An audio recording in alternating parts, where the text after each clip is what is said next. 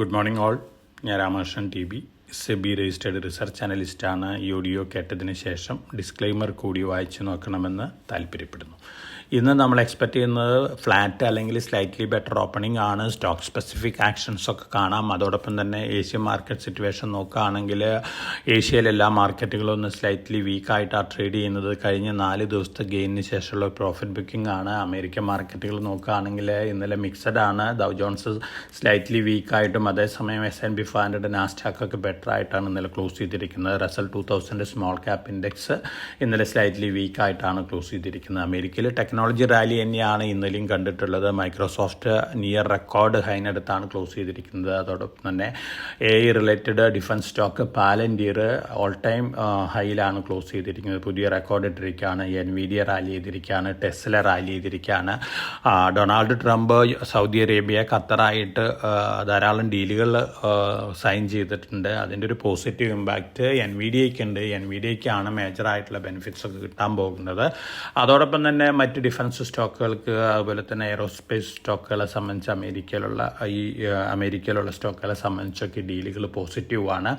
ഒപ്പം നമ്മൾ മറ്റു ന്യൂസ് ഫ്ലോസൊക്കെ നോക്കുകയാണെങ്കിൽ കമോഡിറ്റികൾ വീണ്ടും ഇന്നലെ ഗോൾഡ്, സിൽവർ, കോപ്പറൊക്കെ സ്ലൈറ്റ്ലി വീക്കായിട്ടാണ് ക്ലോസ് ചെയ്തിരിക്കുന്നത്. ബ്രന്റ് ക്രൂഡ് ഓയിലും വീക്കായിട്ടാണ് ക്ലോസ് ചെയ്തിരിക്കുന്നത്. മോർണിംഗിലും ആ ലെവലിൽ തന്നെയാണ് ട്രേഡ് ചെയ്യുന്നത്. അതേസമയം അലുമിനിയം, സിങ്കൊക്കെ മുന്നേറിയിരിക്കുകയാണ്. സ്പോട്ട് ഗോൾഡ് ഇന്ന് മോർണിംഗിൽ ട്രേഡ് ചെയ്യുന്നത് $3156 പെർ ഔൺസിനാണ്. ഇന്നലത്തെക്കാളും അറൗണ്ട് $30 പെർ ഔൺസ് താഴെയാണ് ഇന്ന് ട്രേഡ് ചെയ്യുന്നത്.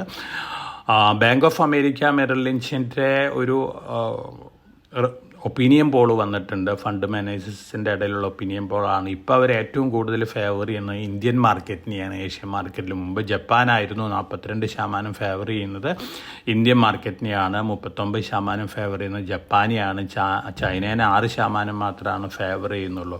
തീർച്ചയായിട്ടും ന്യൂസുകളൊക്കെ ഇന്ത്യൻ മാർക്കറ്റിനെ സംബന്ധിച്ച് പോസിറ്റീവാണ്. അതോടൊപ്പം തന്നെ സ്റ്റോക്ക് സ്പെസിഫിക് ആയിട്ടുള്ള ന്യൂസ് ഫ്ലോസ് നോക്കുകയാണെങ്കിൽ Eicher Motors EV bullet launch ചെയ്യാണ്. ഈ ധനകാര്യ വർഷം ലാസ്റ്റ് ക്വാർട്ടറിൽ ലോഞ്ച് ചെയ്യുന്നതാണ് പറയുന്നത്. തീർച്ചയായിട്ടും പോസിറ്റീവായിട്ടുള്ള ന്യൂസാണ്.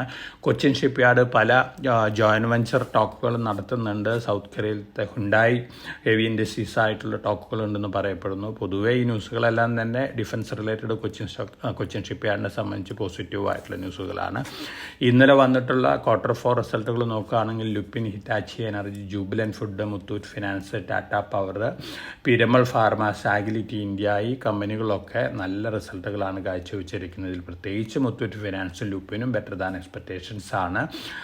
ഒപ്പം നമ്മൾ ഇന്ന് വരാനുള്ള റിസൾട്ടുകൾ നോക്കുകയാണെങ്കിൽ ധാരാളം പ്രമുഖ കമ്പനികൾ ഇന്ന് റിസൾട്ട് അനൗൺസ് ചെയ്യുന്നുണ്ട്. റിസൾട്ടിനനുസരിച്ചുള്ള ഒരു ആക്ഷൻസൊക്കെ കാണാം. മറ്റു പോസിറ്റീവ് ന്യൂസ് ഫ്ലോസ് ഉള്ള കമ്പനികൾ സോളാർ ഇൻഡസ്ട്രീസ് അവരുടെ ഒരു സബ്സിഡിയറി ഡിഫൻസ് റിലേറ്റഡ് ഒരു എക്യുപ്മെൻറ്റ് ലോഞ്ച് ചെയ്തിട്ടുണ്ട്. ഡ്രോണിനെ ഡിസ്ട്രോയ് ചെയ്യാനായിട്ടുള്ള ഒരു എക്യുപ്മെൻറ്റാണ്. തീർച്ചയായിട്ടും പോസിറ്റീവായിട്ടുള്ള ന്യൂസാണ് സോളാർ ഇൻഡസ്ട്രീസിനെ സംബന്ധിച്ച്.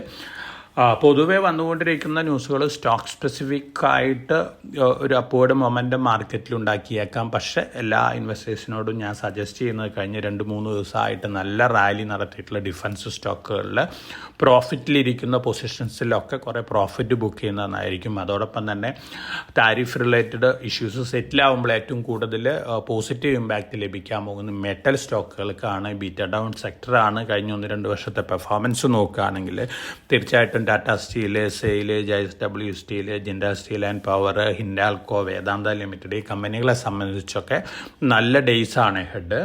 അപ്പോൾ ഇത്തരത്തിലുള്ള ഹൈ പ്രോഫിറ്റിൽ ഇരിക്കുന്ന പൊസിഷൻസ് പ്രോഫിറ്റ് ബുക്ക് ചെയ്തുകൊണ്ട് ബീറ്റൻ ഡൗൺ ആയിട്ടുള്ള മെറ്റൽ സെക്ടറിലേക്ക് കുറേയൊക്കെ ഇൻവെസ്റ്റ്മെൻറ്റ് മാറ്റുന്ന ഒരു ഡിസിഷൻ നന്നായിരിക്കും.